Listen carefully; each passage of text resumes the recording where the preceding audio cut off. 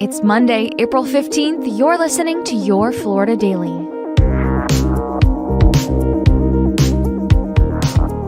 I'm Katrina Scales.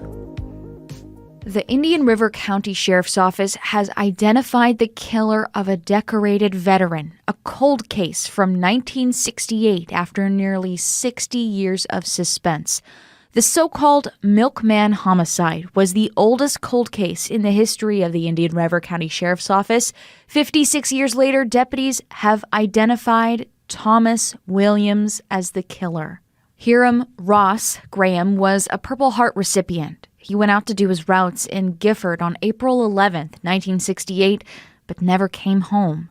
A witness told deputies she saw Graham talking to two men who were walking on the side of the road. She said that Mr. Graham engaged them in conversation and announced that he would be back shortly. All three, the two black males and Mr. Graham, left in his truck. Here's his son, Larry.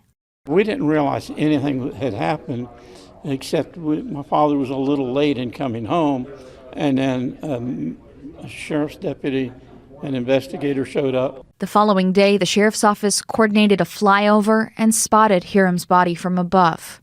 When they arrived at the initial scene, Mr. Graham was laying next to the milk truck with bullet wounds, killed execution style. The trail went cold for decades until his son Larry did an interview with a local media outlet in 2006, which the killer, Thomas Williams, saw. Thomas Williams wrote a letter to the editor of the newspaper after he saw the coverage that was happening, saying that he had been accused of the murder, but he denied having knowledge of it, that he wasn't involved in it. The trail again went cold, and in 2016, Thomas Williams died. However, over the last 2 years, Williams' ex-wife and a friend of his sister came forward. These folks said, I would have never said anything to you before. As long as he was alive, he was a threat to me and my family. We would have never told you. But the fact that he is now dead gave them the courage to come forward. Two independent witnesses who both say that this guy confessed to killing the milkman to them, independent of each other, don't know each other. Here again is his son, Larry. I'm very pleased that we've come to the point that we can now close the case, not necessarily the whole file, because we still have one actor that's outstanding, and hopefully we're going to close that element of it soon as well. And firefighters in Palm Bay now say a model rocket is to blame for igniting a brush fire that burned about 40 acres over the weekend. Over 24 fire units had to respond to the compound area Saturday night after strong winds and dry conditions helped the flames spread quickly. Firefighters say a local rocket club was out in the area doing testing when one of its rockets exploded and started the fire.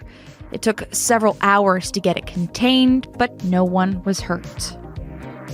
Find these top stories along with breaking news, weather, and traffic all day on clickorlando.com. And now, a completely random Florida fact.